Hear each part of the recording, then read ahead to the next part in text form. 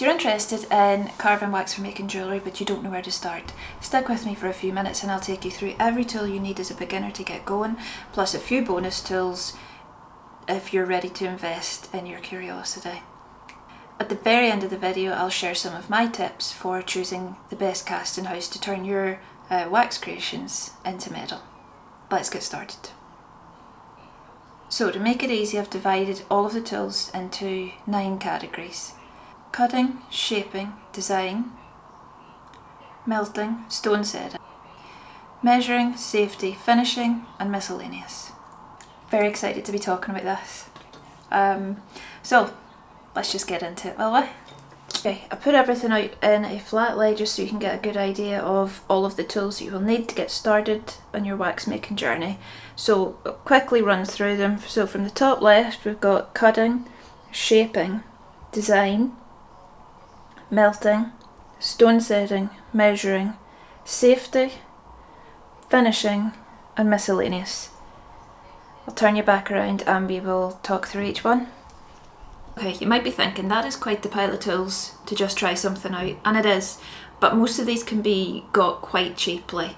I've left the splurgy items to the end so that if you decide after trying all these that you actually do like wax carving, then you can invest in your curiosity by buying those, but you don't have to. So let's get started with the ones that you absolutely do need. So very first thing, you're going to want to get wax. So the biggest brand, the most accessible brand you can get is Ferris, and it comes in all sorts of different shapes and sizes. But you might want to start off with an assorted box, and it comes in different slices. This is wolf wax gold, but if you get Ferris wax, it comes in different cut slices to let you see what you like working with. This is a ring tube, can you see? And that's for making sovereign type rings. And again, it comes in all sorts of different colours, and what the colours mean is hardness basically. So for beginners I would recommend that you start off in this colour of blue, as it's easiest to work with. And then have a go at it, have a play, see what you like and what feels comfortable to you, and then after that start moving through the different colours and see what one, you know, is more suited to you. Okay, so you've got your wax, now you're going to want to cut it. And all you need for this is a saw frame and some wax blades. If you notice, the wax blade, I don't know if you, is a spiral, and that allows you to saw cleanly, and the wax doesn't clog this up in the way that it would a straight blade. So okay, so you've cut your wax. Say you've got something like this. You cut your wax, you're going to want to shape this, and that's when you'll need to get yourself some needle nose files. So if you get a bunch of these, again, they're not too expensive. If you're just starting out, you can just buy them in sets, you can buy them individually, but I would say you'd want to get a nice triangle one, a flat one and a half round, and then one big file. It's an elephant file, half round. That's good for taking off great big amounts of wax quickly. Most people will tell you to go and buy a bunch of dental tools because they're quite cheap. I, however, could never get along with them. So I would advise, if you're just trying this out, you can get wolf wax tools. I would get one, and I would get number 12, and that's like it acts like a wee paring knife. So there's not much you can't do with this, so I would invest the 15 bucks that you might spend on 6 dental tools and just get one of these good tools. Because sometimes it is the tool. Sometimes if you get really bad tools, it affects how good your work is. It also affects your enjoyment. So I would say just buy the more expensive tool and just get one and see if you like it. And now design. If you are like me and you prefer carving, then the only things you really need to know for that is how to, you're going to want to transfer your designs onto your wax. So either paper, tracing paper or sticky labels, and these 3 things here. 7B or 6B pencil and a black and a white oil pastel, so that when you trace your design on, you use the black or the white depending on the colour of the wax to show up your design to allow you to carve it. I've got a full video on how to do that and I can link it below. Okay, and now the fun bit, the melting. So again, this is another area that I slightly differ from other people. Most people go out and buy an adjustable soldering iron. I didn't like that, it felt far too heavy handed, it got far too hot and it just melted everything. So if you're just starting out, I would get one of these. This is a bit expensive, it was I think about £30, so it's a Max wax pen.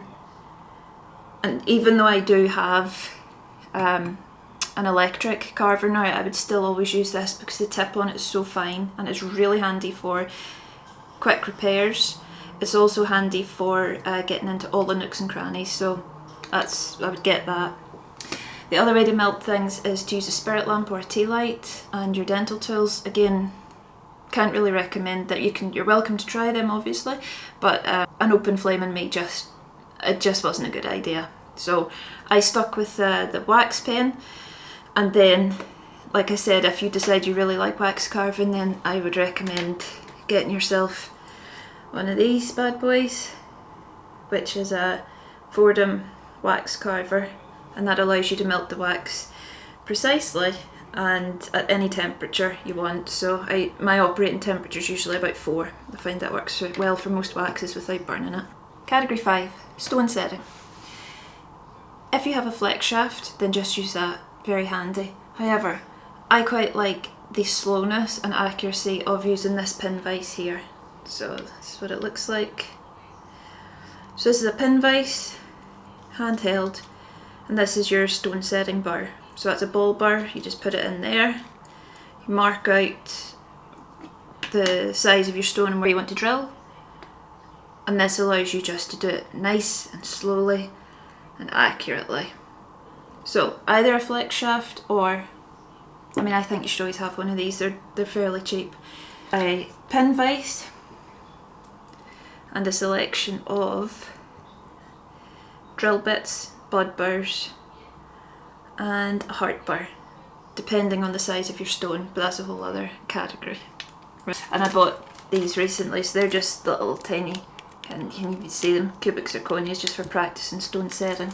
Okay, one of the most important things when you're working with wax jewellery is measuring. So the weight of it is so important.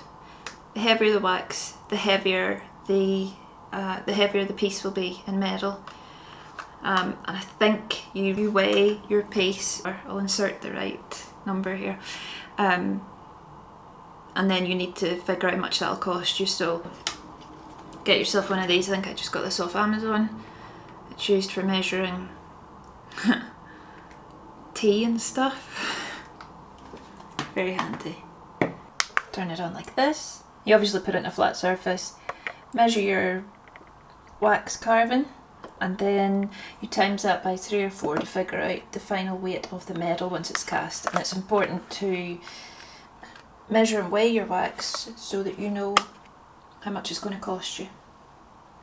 So the other things you use to measure are calipers. You can get either digital ones or manual ones, and they make sure that you're cutting things to size. So they help you do that. This is just a cheap one that I bought from Lidl. I'm sure there are better ones out there. If you're working with rings, you will want to get yourself some ring sticks. So this is a ring wax mandrel and it's got a blade there. So you put your ring on there and you twist, and that just shaves out the inside to an even uniform size. And then, because that's not very accurate, you want to just check your measurements with a ring gauge like this. Always check, double check, and don't forget when you're doing rings and you're measuring them, you cut.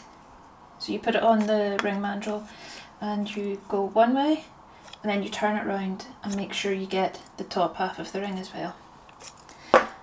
Okay, so something that takes your jewellery from looking like an amateur up to a professional is the finish on it. So you want to make sure and take the time to get your finishing just right. So absolute basics, get yourself sandpaper in a variety of grits. So depending on how rough your work is or what texture you want, I'd start with maybe 500 and you can go up to 2000, and then the micro sandpaper, the micro, I think they call them, is it finishing papers? So finishing papers, some sandpaper, that's actually 240. And, little bonus tip, once you've worked through all of the grits and you've got the wax lovely and smooth, because remember whatever you do in the wax is going to come out in the metal, a little pop sock,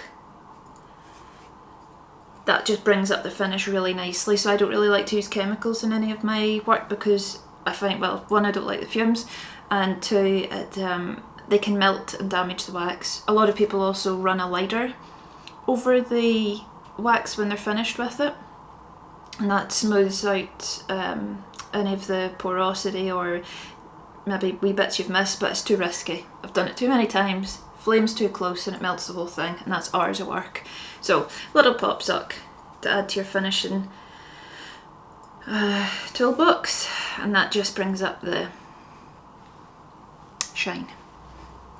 Safety, something I never like to gloss over. Absolute bare minimum, get yourself a dust mask.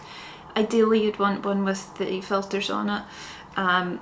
Pair of safety glasses, because you can never go wrong. You only get one set of eyes. Don't mess about with them. Safety, flat surface and a heat proof mat.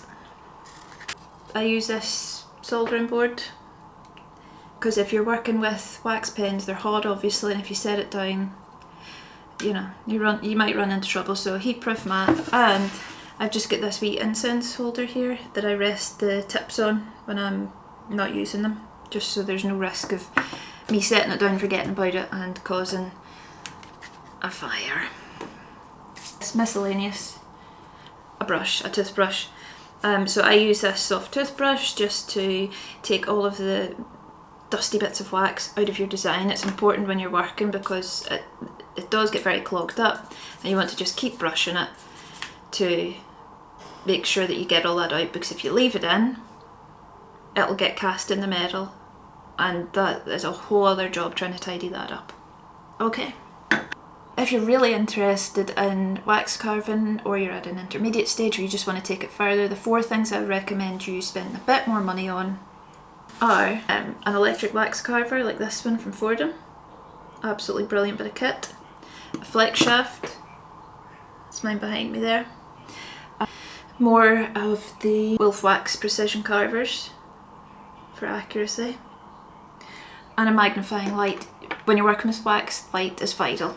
So a good light, and you can pull it down. She's there, so you can pull the light down and it's got a magnifier on the top, and that's great for just picking things up that you wouldn't have seen with your naked eyes. Oh yes, so the very final step of lost wax carving is to find a casting house. So a casting house is once you've finished making your piece in wax, you need to send it away to somebody to turn it into metal. Top tips for choosing a good casting house. Go to Google and put into the search lost wax casters in wherever you live, and that'll bring up a whole host probably. Do your due diligence as you would anything, and check reviews. Check what the casting house actually will cast.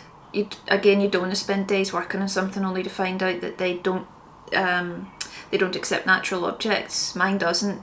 So that means they won't accept like twigs or shells or bone or any of those sorts of things. They only will accept the wax. Some, if you're not comfortable with wax, I only found this out recently, you can actually do the exact same process using polymer clay and then bake it, but you need to make sure your casting house accepts polymer clay. You want to check what the shrinkage rate is. It's usually about 5%, but especially if you're making rings, you need to adjust your ring size accordingly. What happens if your model breaks? Luckily for me, I found out and my casting house fixed it, and no problem at all, but there was a bit of cleanup after. Oh, the other thing, make sure that you package your design so securely. I've found the best thing is, so it's a great excuse to eat chocolate, but the best thing I've found is these Kinder Egg tubs. So yeah, if you're in the UK, you know Kinder Egg. They're inside and they've got a wee toy.